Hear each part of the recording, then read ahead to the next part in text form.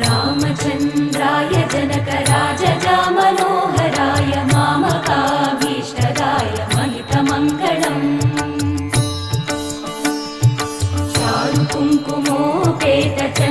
चारुकुङ्कुमोपेतचन्दनानुचर्चिताय हारकटकशोभिताय भूरिमङ्गलम् विमलरूपाय विविधवेदान्तवेद्याय सुजनचित्तकामिताय सुभगमङ्गलम्